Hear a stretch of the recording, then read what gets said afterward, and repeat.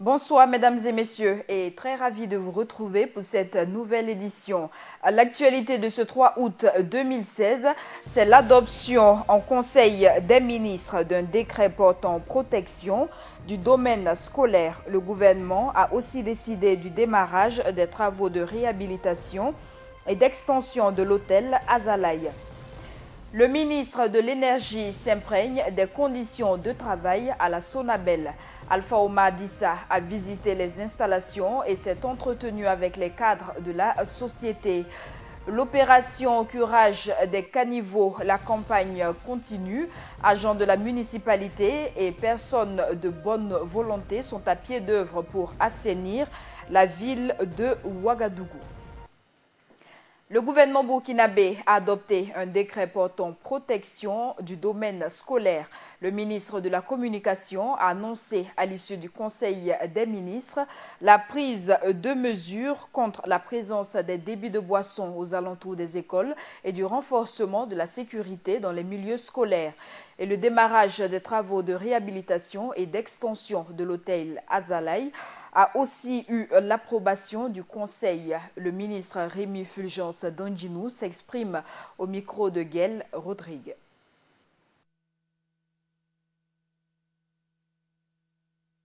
Au niveau du MENA, ministère de l'Enseignement national et de l'Alphabétisation, nous avons également pris un décret portant protection du domaine scolaire, avec notamment la définition du domaine scolaire, le régime de protection. L'objectif, c'est vraiment de protéger l'espace scolaire afin de garantir une quiétude et une sécurité indispensable pour le bon déroulement des activités. Il va donc de la construction des clôtures, soit avec des briques ou avec des clôtures végétales, mais tout un ensemble de réglementations, notamment concernant l'installation de ces écoles-là, les conditions pour y avoir accès, mais également la périphérie de ces écoles-là, avec tout ce qui est débit de boissons, etc., comment on peut réparer ces situations-là. Le ministère du Commerce et de l'Industrie, le commerce a donné son accord pour le démarrage des travaux de réhabilitation et d'extension d'Azalaï, l'hôtel Indépendance. Nous avons donc fait la part des choses et aujourd'hui, donc, après discussion entre le ministre du Commerce et les différents acteurs promoteurs de cet institut-là, nous avons donné notre accord pour un certain nombre de points. Il s'agit notamment de la réflexion et de l'augmentation, de l'extension des capacités de l'hôtel qui va passer de 176 chambres à 230 chambres, mais également la prorogation du contrat qui avait été passé en 2004 pour une durée de 15 ans et qui devait donc s'achever en 2019, mais étant donné que ça fait 3 ans que l'entreprise ne marche plus, donc l'hôtel, le contrat permet donc une prorogation de 3 ans, permettant donc de rattraper la durée durant laquelle l'hôtel n'a pas fonctionné.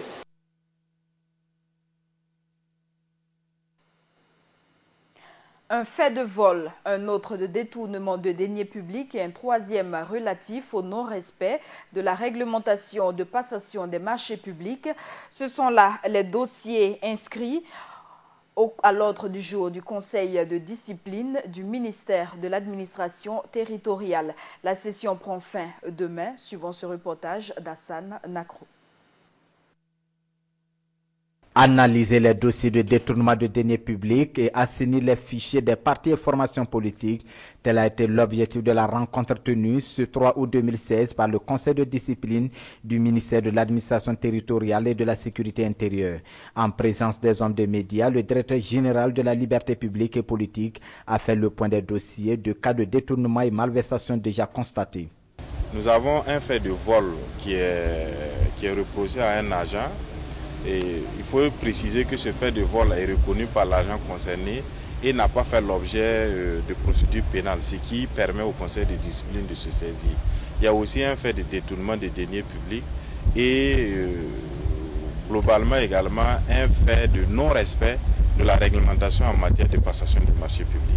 Et les sanctions seront les propositions de sanctions. Je précise que le conseil de discipline propose des sanctions à l'autorité. Les propositions de sanctions seront faites immédiatement et seront adressées immédiatement au ministre en charge de l'administration du territoire qui prendra en définitive la sanction. Le dossier des partis et formations politiques n'est pas resté en marge de cette rencontre. Pour Aristide Béré, ils sont nombreux à être dans l'irrégularité. sur la base simplement des statuts qui régissent les partis et formations politiques, nous avons pu dénombrer 42 partis et formations politiques qui ne respectent pas leurs statuts et leurs règlements intérieurs. C'est à cet égard que nous avons alerté ces partis qu'ils ont 1 mois à compter de la publication de ce communiqué-là pour se conformer à leur propre texte. Et passé ce délai d'1 mois, nous allons procéder aux sanctions, éventuellement s'ils ne se sont pas conformés à leur propre statut. Il faut s'attendre forcément, en cas de non-respect, à la suspension et même à la dissolution des partis et formations politiques qui sont concernés par le non-respect de leur statut. À l'issue de cette rencontre, des propositions de sanctions seront soumises au ministre de l'Administration territoriale de la Sécurité intérieure Simon Compaoré pour que les coupables répondent de leurs actes. Pour un service performant et de qualité de la Société nationale d'électricité du Burkina Sonabel, le ministre de l'Énergie Alpha Oumar Dissa a visité hier matin les installations de l'entreprise. Il a aussi échangé avec les cadres de la Sonabel afin de recueillir leurs préoccupations. Plus de détails avec Ibrahim Zongo. Le ministre en charge de l'énergie sur les sites de la nationale d'électricité à Ouagadougou ce mardi 2 août 2016. Cela dans une démarche d'encouragement des agents de la Sonabel. D'approcher et de toucher du doigt les difficultés rencontrées au niveau de la Sonabel pour la production d'électricité et également approcher les différents services de la Sonabel en contact avec les clients pour exhorter le personnel et surtout l'encourager à améliorer donc le contact avec la clientèle. Une visite qui a permis aux agents des guichets de soulever les problèmes dont ils sont confrontés dans l'exercice de leurs fonctions. Nous voyons des clients, quand ils viennent couper, ils sont énervés. Ou soit quand le client vient, il veut un compteur, bon, il est toujours patient, mais quand il est coupé, vraiment, il est énervé. Bon, et ce sont des problèmes vraiment que nous croisons. Préoccupation dont le ministre Alpha Oumar Dissa dit être conscient. Et dans tous les guichets, c'est le même message d'encouragement qui a été livré aux agents. Nous comptons donc remettre la Sonabel dans une démarche qualité qui va permettre donc d'améliorer aussi bien au niveau des raccordements. On est déjà là-dessus, mais on va poursuivre donc le processus de façon avec beaucoup plus d'acuité. Et également au niveau donc du paiement des factures, on a des processus qui sont en cours donc, en relation donc, avec les banques pour pouvoir mettre donc des mécanismes de paiement faciles. Et nous avons également dit que même dans le traitement donc, des dossiers, nous allons donc apporter un certain nombre d'améliorations pour pouvoir donc amener en tout cas les clients à pouvoir faire confiance à la Sonabel. Le ministre a par ailleurs exhorté les cadres de la Sonabel à travailler de sorte à rendre la population plus proche de la nationale d'électricité, avec bien sûr en conscience les réalités que vit le Burkina Faso dans le secteur de l'énergie. Ouvrant la page commerce de ce journal, le président de la commission chargée de l'organisation des élections consulaires du 13 novembre 2016, Bernard Zougouri et son équipe ont été installés dans leurs fonctions. Pour réussir sa mission, Bernard Zougouri compte appliquer les textes et mener des campagnes de sensibilisation. Mahamad Sangari. C'est sur Bernard Zougouri que le choix de la Chambre du commerce de l'industrie du Burkina Faso s'est porté pour présider la commission chargée de l'organisation des élections consulaires du 13 novembre 2016. Bernard Zougouri et son équipe ont été officiellement installés dans leurs fonctions par le ministère du Commerce, de l'Industrie et de l'Artisanat ce mardi 2 août. Vous aurez la lourde tâche de veiller au bon déroulement de l'ensemble des opérations allant de la préparation du scrutin aux opérations de vote. Évidemment, chacune et chacun de vous aurait compris que la réussite des élections consulaires 2016 sera tributaire du dynamisme et de l'abnégation de tous. Je vous exhorte alors à faire preuve de professionnalisme, d'intégrité, de disponibilité et surtout privilégier le dialogue tout en respectant les textes régissant le renouvellement des instances consulaires. Pour réussir la mission qui lui est assignée, la Commission entend développer dans les jours à venir des activités de sensibilisation autour du processus de ces élections. Et la délégation spéciale a déjà travaillé sur les textes et il y a eu déjà un consensus. Pour nous, c'est d'appliquer tout simplement les textes et puis pouvoir faire les élections dans de très bonnes conditions. Il y a des activités qui sont prévues, la sensibilisation, d'abord l'information à la sensibilisation, et il y a une batterie de missions qui seront exécutées dans les différentes provinces. Et nous allons aller auprès des électeurs leur dire comment est-ce qu'il faut faire, qu'est-ce qu'il faut, et en tout cas de les donner les informations nécessaires pour que la mission se termine dans de très bonnes conditions. Mais déjà, nous sommes à la phase de la sensibilisation d'information et le reste viendra avec bien sûr des mesures beaucoup plus concrètes. Pour la crédibilité du fichier électoral, une sous-commission de contrôle des listes électorales a également été mise en place. Cette sous-commission composée de 6 membres est présidée par Christian Sonda. Les nouvelles réformes apportées au texte régissant la Chambre de commerce et d'industrie du Burkina ont été expliquées aux acteurs économiques. La rencontre a été convoquée hier par le ministère de l'Industrie, du Commerce et de l'Artisanat. La tenue des élections consulaires fixées au 13 novembre 2016 a aussi été portée à leur connaissance. Des précisions avec Mahmoud Sangari. Mettre à la disposition des membres des regroupements professionnels de commerçants les informations relatives au processus des élections consulaires du 13 novembre prochain. Voilà tous les sens de la tenue de cette rencontre d'échange initiée par la Chambre de commerce et d'industrie du Burkina Faso et le ministère en charge du commerce. Échange au cours desquels les nouvelles réformes apportées au texte régissant la Chambre ont été expliquées aux commerçants. Il s'agit essentiellement de réformes qui vont permettre à la Chambre de commerce d'être plus représentative qu'avant, puisqu'on a augmenté le nombre de sièges qui est passé de 123 à 151. On a également élargi la base de la représentativité. On a également mis en place des mesures pour renforcer la gouvernance, à savoir que le président de la Chambre de commerce ne pourra plus avoir plus de deux mandats. La répartition des sièges sur le plan national et la courte durée du temps imparti aux inscriptions sur le fichier électoral sont entre autres les inquiétudes soulevées par les participants à cette rencontre. On éclate notre coopération, qui est le secteur du BTP, à les étaler un dans toutes les provinces. Il y a des provinces même où il n'y a même pas un entrepreneur. Qui va aller voter ce type-là? C'est lui-même qui va se voter ou quoi? Vous voyez, il y a des choses. Nous, on fait des efforts pour qu'on s'entende dans ce pays-là. Mais les gens ont toujours gardé l'esprit de mettre toujours les gens devant le fait accompli. Ces suggestions seront prises en compte lors des prochaines réformes, a indiqué le directeur général de la Chambre de commerce et d'industrie. Je crois que la répartition tient compte de la physionomie économique et donc on a écouté les différentes suggestions qui ont été faites et donc je crois qu'elles seront analysées et seront plutôt utilisées et seront reversées à la prochaine Assemblée.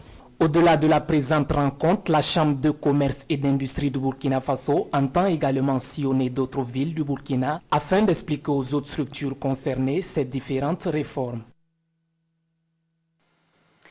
Le gouverneur du Lions Club International a échangé hier avec les jeunes des clubs Léo.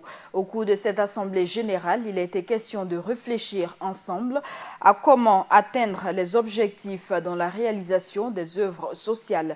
Il a surtout été question d'apporter des idées novatrices, des précisions avec Samba Kassile Traoré.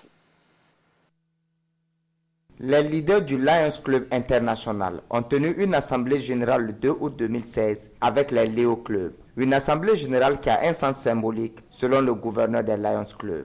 Alors, cette assemblée générale, c'est moi qui l'ai voulu parce que je voudrais m'adresser à ces jeunes pour d'une part respecter mon engagement en tant que gouverneur parce que je dois rendre visite à tous les clubs de mon district.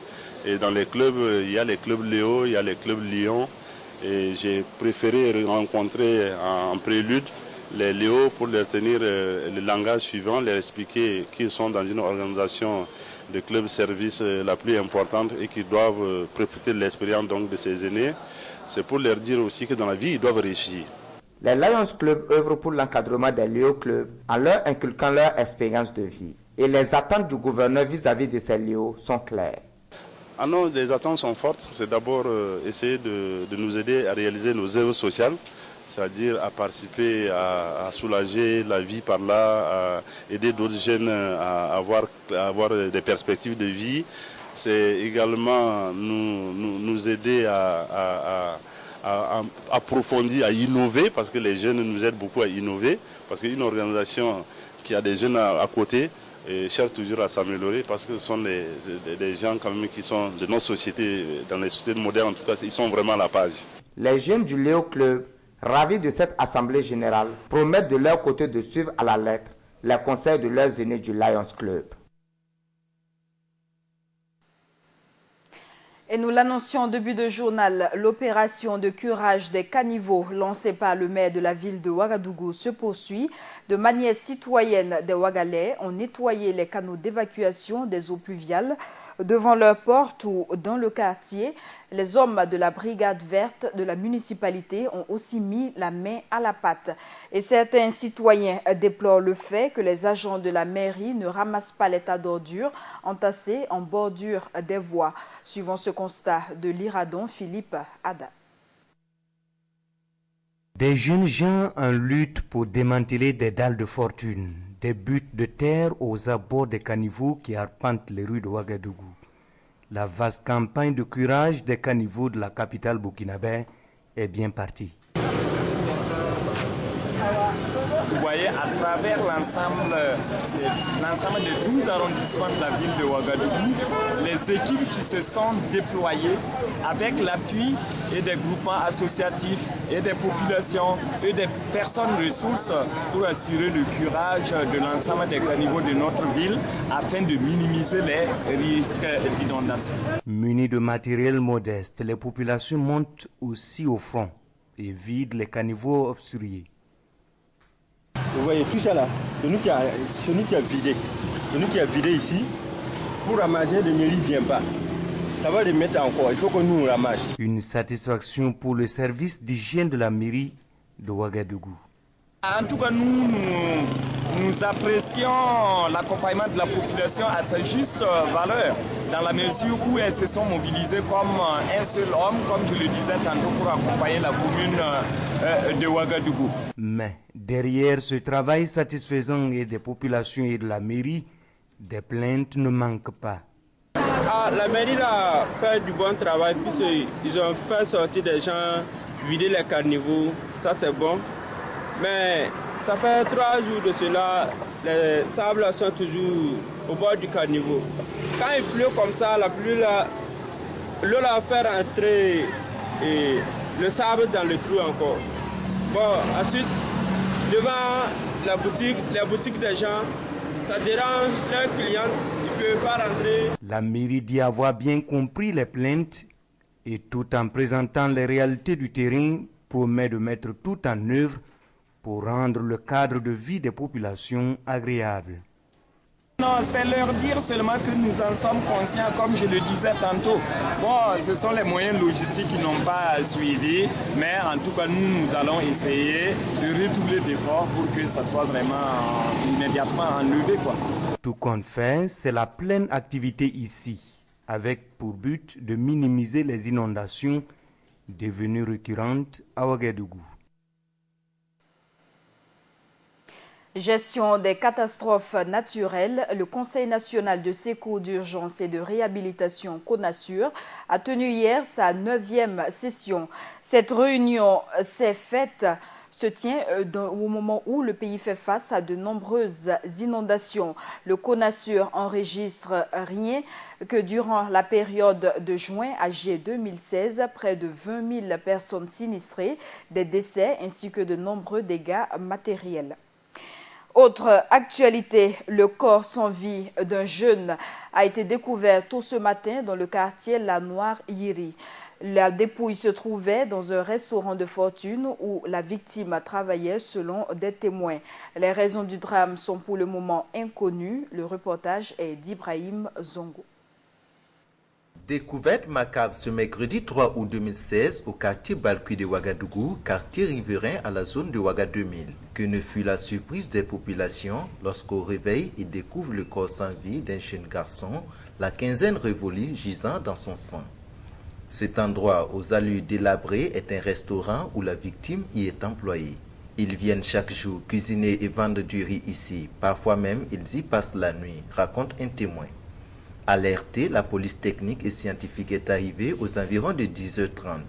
La scène de crime est délimitée. Quelques examens sont faits avant de procéder à des interrogations du propriétaire des lieux, du gérant du restaurant et du père de la victime. Cela sous le regard de la foule et des badauds que l'on peinait à déguerpir. Mais à la fin, aucune information ne filtre. S'agirait-il d'un meurtre ou d'un suicide? Aucune information, mais les traces de sang sur la scène de crime laissent penser qu'il s'agit d'un meurtre. Actualité sportive, Coupe du Faso, c'est une finale de choc qui attend les amoureux du football le 5 août prochain au stade du 4 août. L'AS Sonabel et le RCK croiseront les crampons devant le président du Faso dont la présidence a été confirmée. Et face à la presse ce matin, les entraîneurs des deux équipes ont promis un beau spectacle au public qui effectuera le déplacement. Hassan Nakro. La finale de la Coupe du Faso s'annonce très serrée. L'AS Sonabel de C2 Dikrol va affronter le champion du Faso Foot 2016, le Rail Club de Kadiogo RCK.